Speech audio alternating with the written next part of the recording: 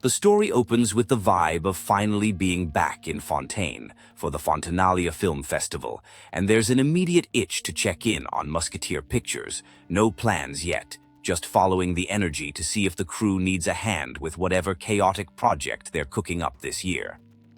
Reunion time with Xavier, Kiori, and Fina, and the whole squad is buzzing about entering the festival competition again. New award categories just dropped, including Best Director and Best Camera Work, so the pressure is on. Everyone's locked in, no one's sitting this one out. Film industry loyalty is unmatched. Xavier gets weirdly quiet, and it's giving plot twist. Turns out a mysterious, strikingly ethereal woman wandered into auditions and completely rearranged his brain. Instead of casting her, he's scrapping the whole script to write a new story around her, real search for a lost best friend. Bold creative pivot, honestly. The mystery woman turns out to be Columbina, an old familiar face who made the solo trip to Fontaine after getting mixed signals from home. One friend said, "Make new friends." The other said, "Trust no one." Her solution is chaotic but iconic. Turn strangers into friends first, then talk to them. The group runs into Wriothesley, who's arranged for well-behaved inmates to get supervised time outside during the festival, a wholesome little rehab win.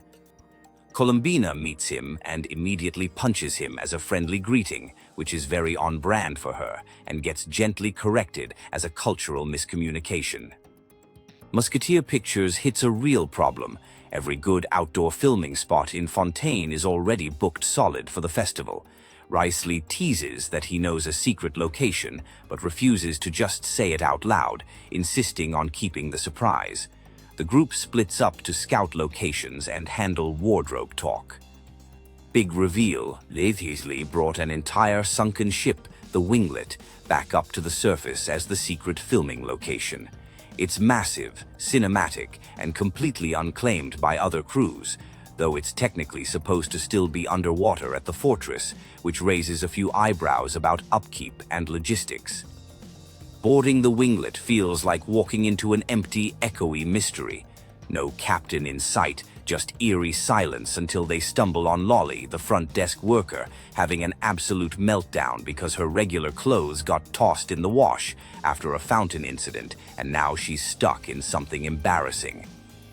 Chaos ensues when it's revealed. The mind-reading connection goes both ways, meaning Lolly definitely heard Xavier's compliment and got caught being a little too pleased about it.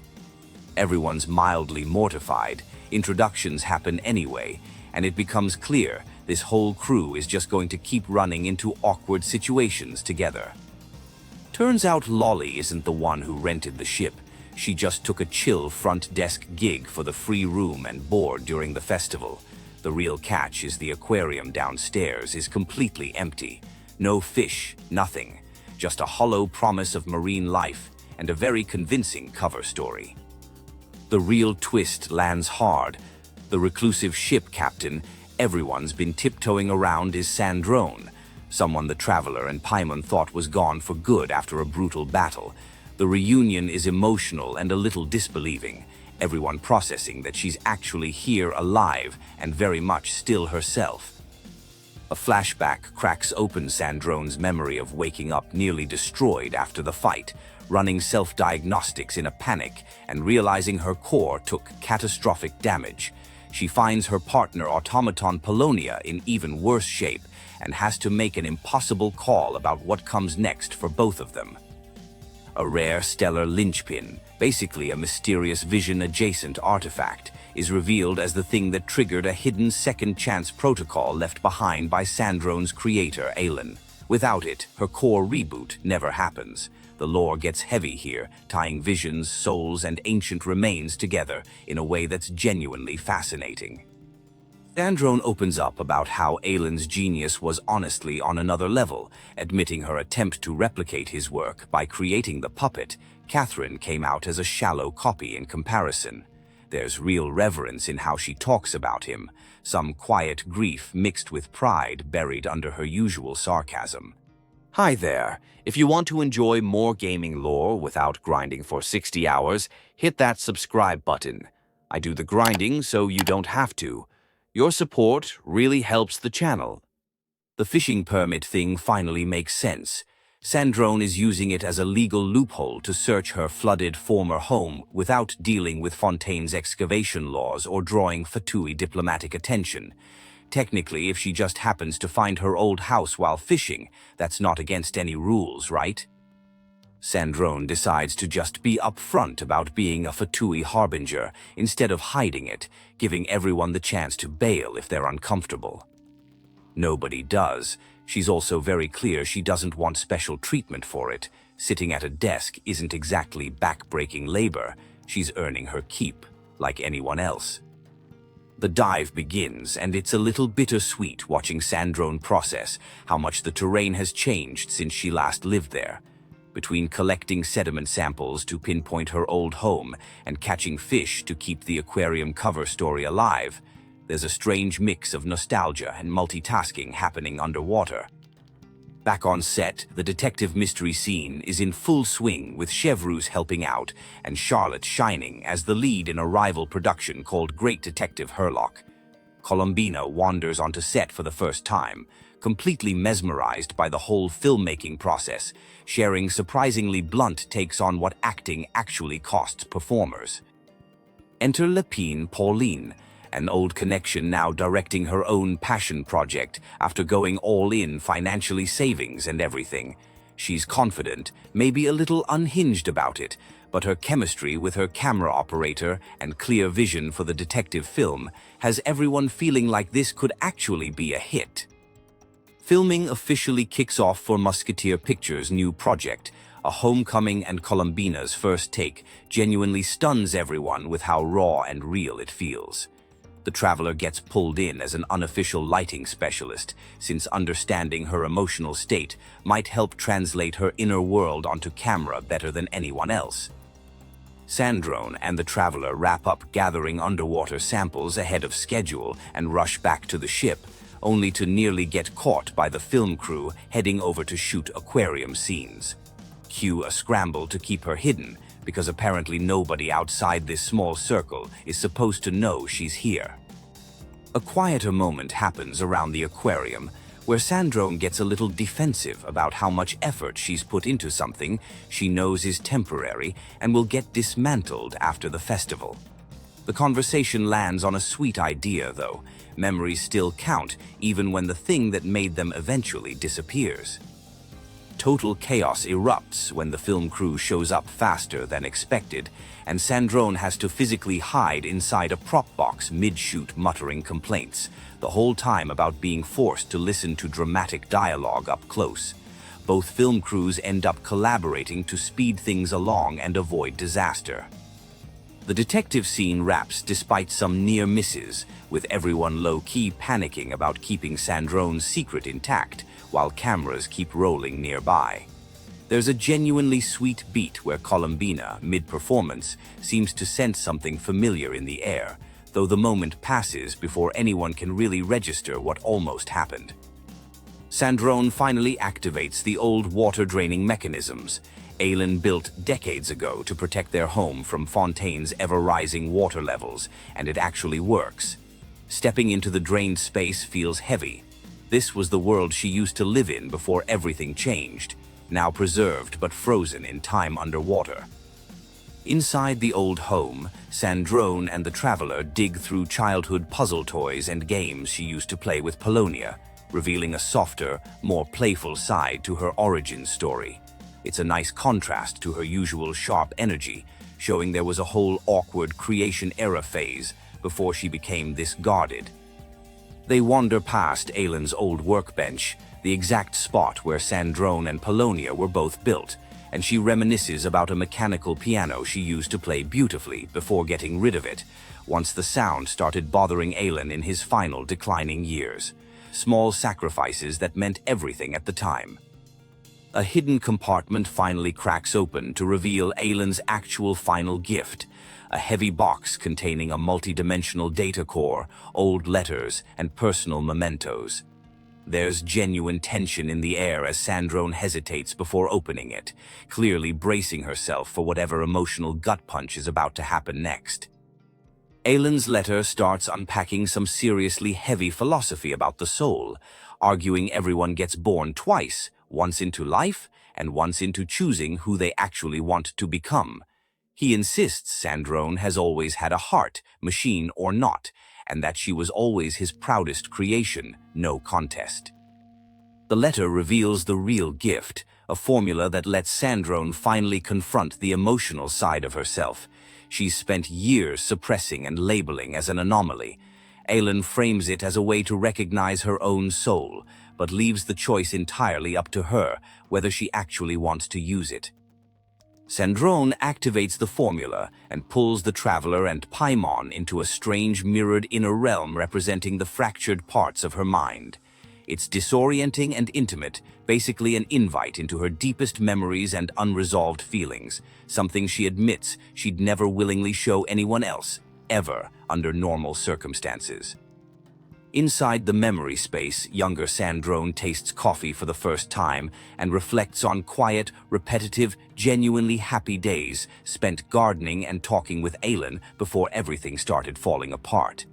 It's giving core memory energy, the kind of peace that only means something once you realize how limited it actually was.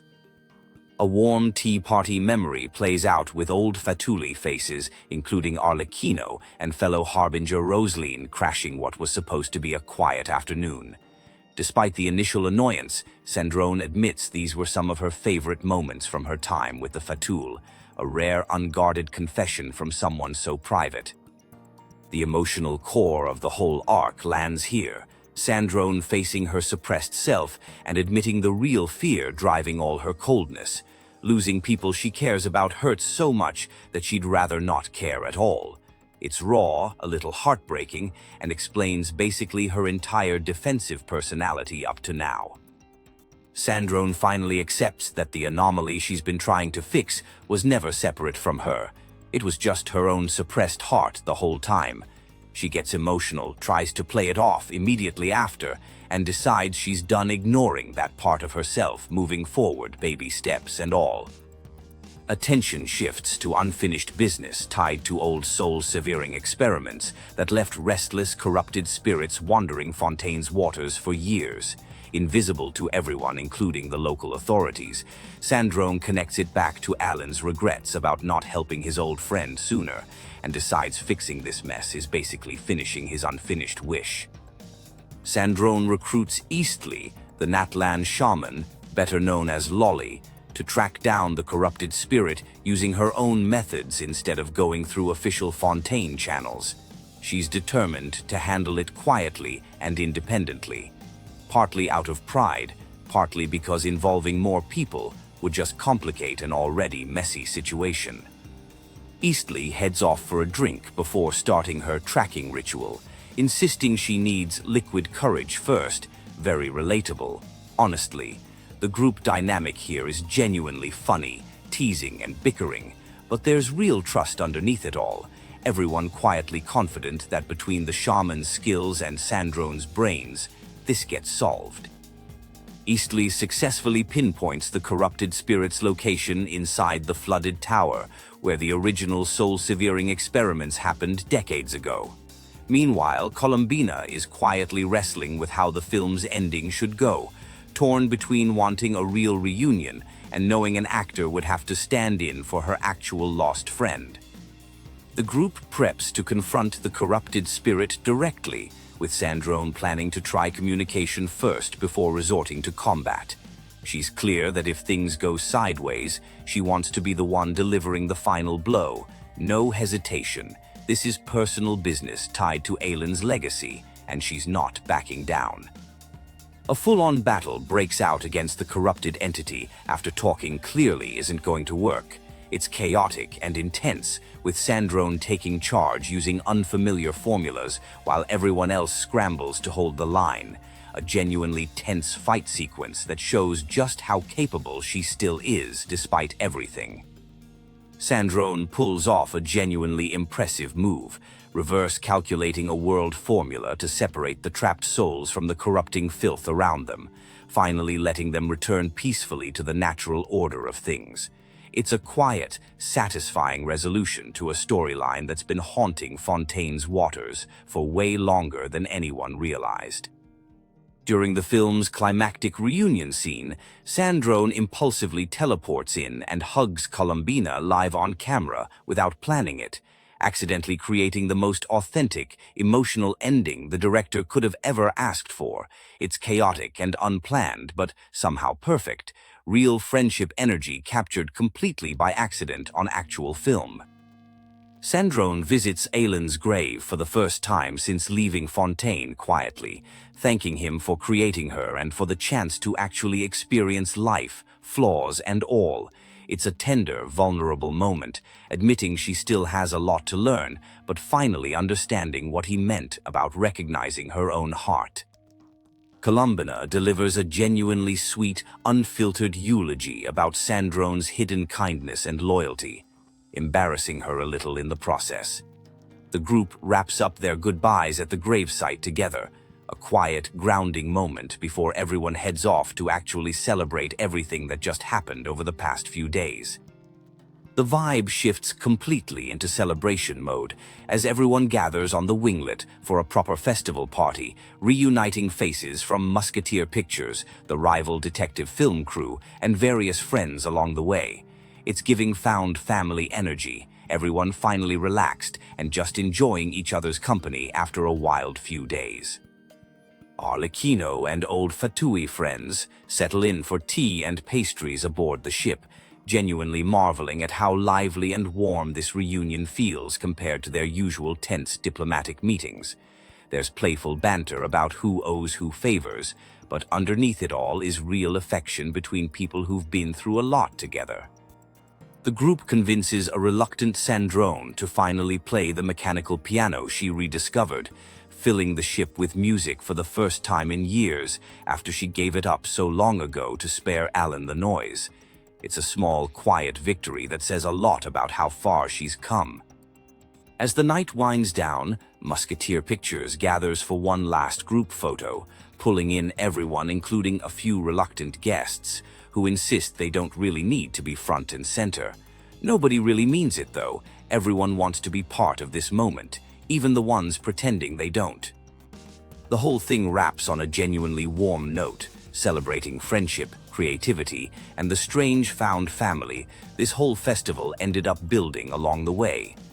Between the film, the reunions, and everything Sandrone worked through, it's less about winning awards and more about proving some bonds just don't fade with time. Gaming lore is long and confusing, but I break it down every week. Subscribe so you never miss a plot twist or hidden detail. Thanks for watching.